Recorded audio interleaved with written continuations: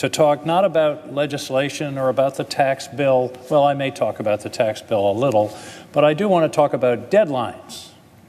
How we do our work, how we all do our work, whether it's in the United States Senate or in our businesses or in our personal lives. I want to talk about deadlines missed and deadlines that don't exist.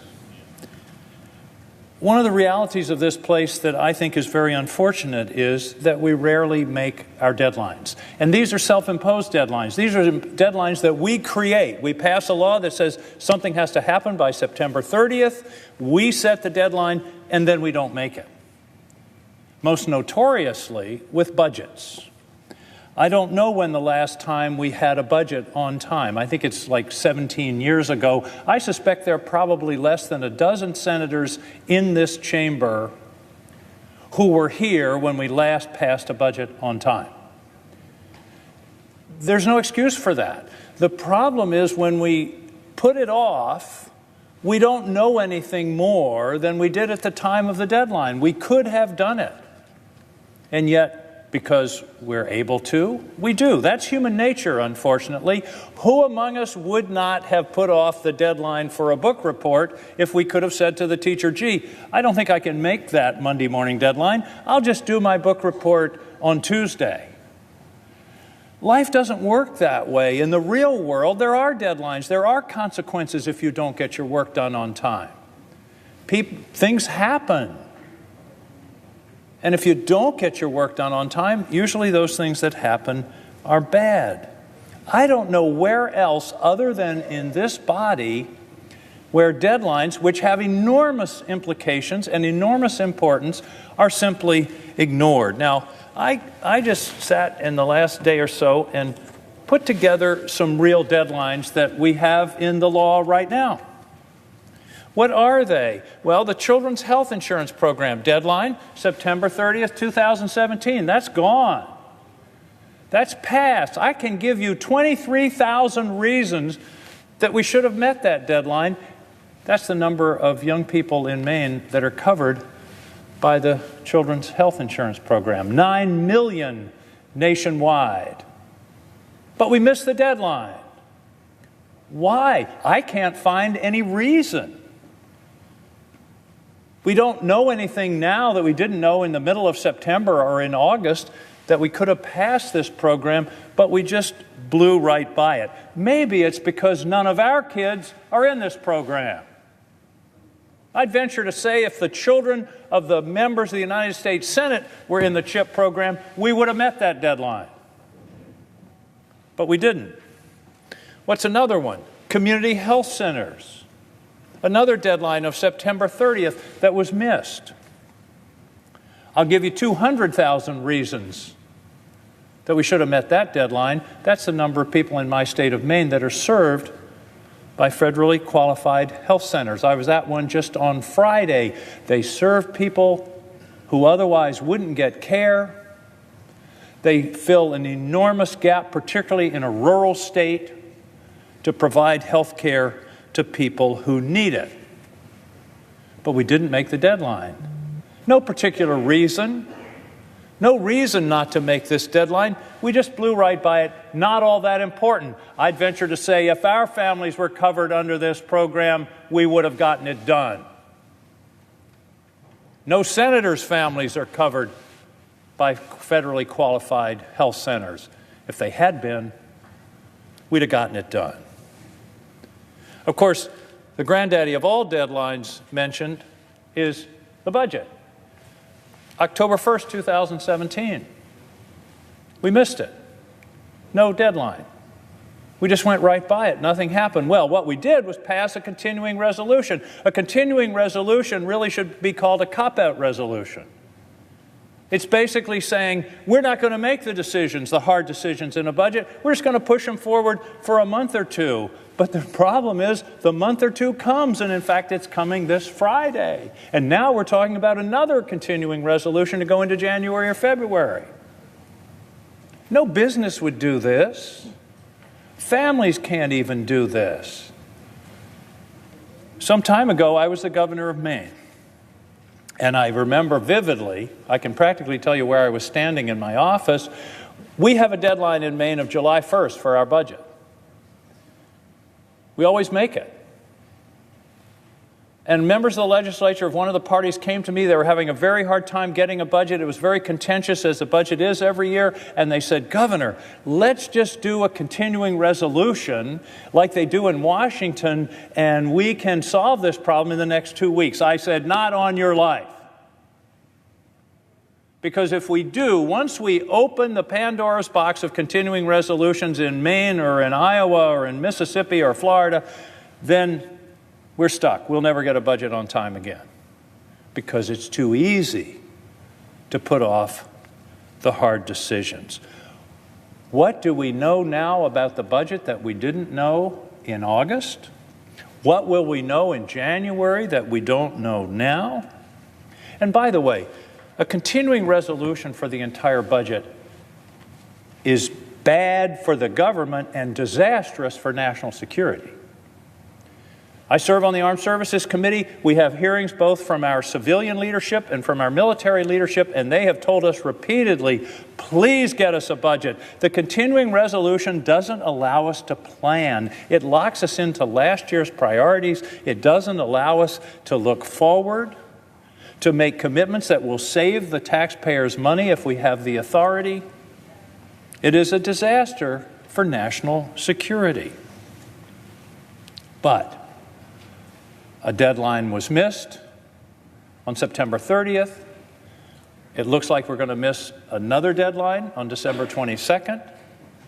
And we'll be here talking about funding the government, doing the budget, sometime in January, maybe in February, and there's no reason for it. There's no reason for it except that we're simply avoiding making difficult decisions. The next one, DACA, Deferred Action for Childhood Arrivals. The real deadline started on October 6th. That's when people started to lose the ability to re-up their qualifications for DACA. It's over 100 people a day are losing their DACA status. In the last week, it's been, I think, something like 1,700 in the last week or 10 days. These are people who are going to go into the holidays unsure about whether they're going to be able to continue to live in this country. And these are young people, as we all know. This is the only country they know. They were brought here as little kids. They weren't illegal immigrants. They were brought here as children. And they're contributing to our society. And they're working, and they're paying taxes.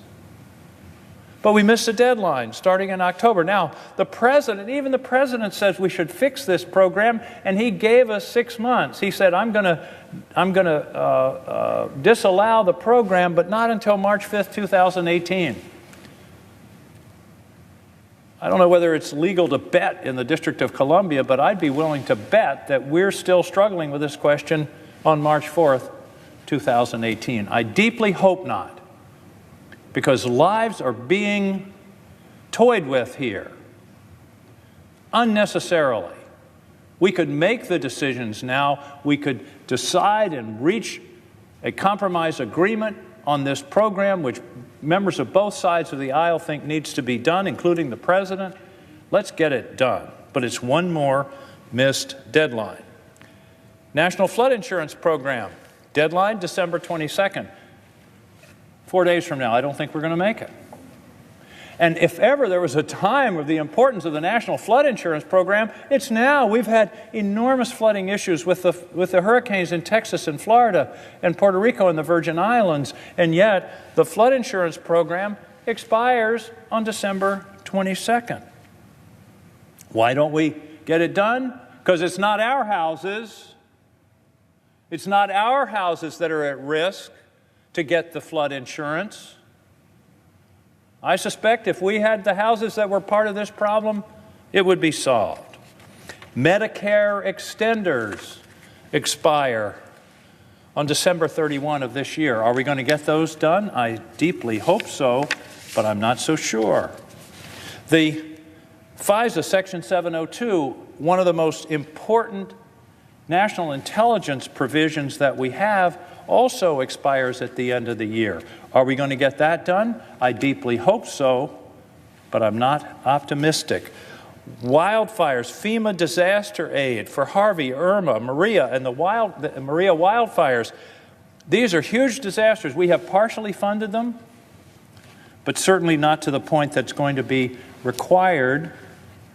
And those deadlines were all through this fall.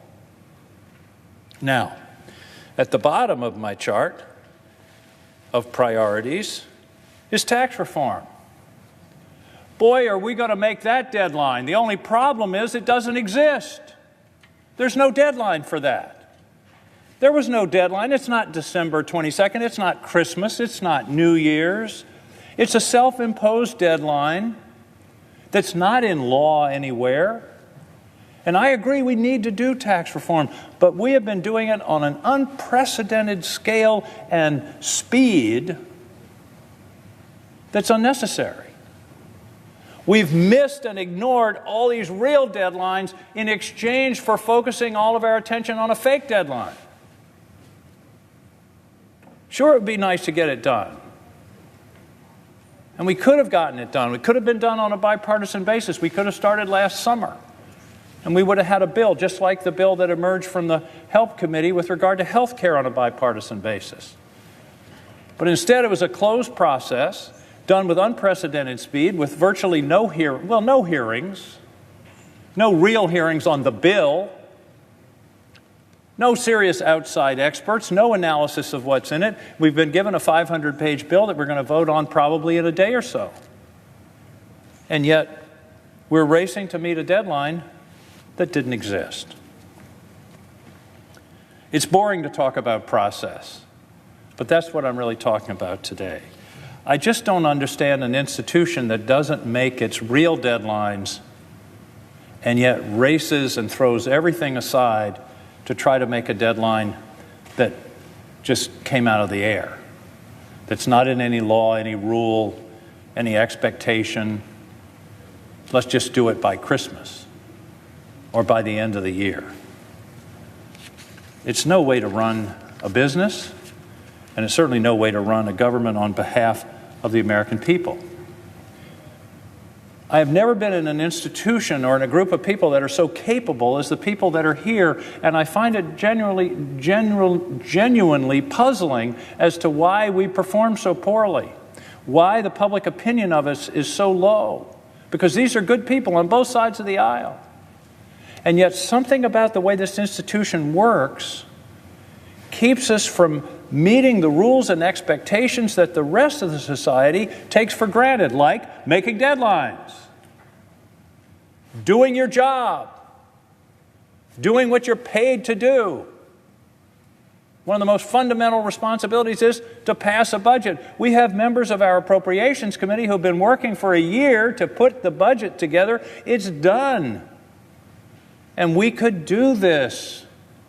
But instead, we're putting it off and putting it off and putting it off. And I would be surprised if come January or February, assuming we don't make it by this Friday, there are going to be people who say, let's just do a continuing resolution for the rest of the year.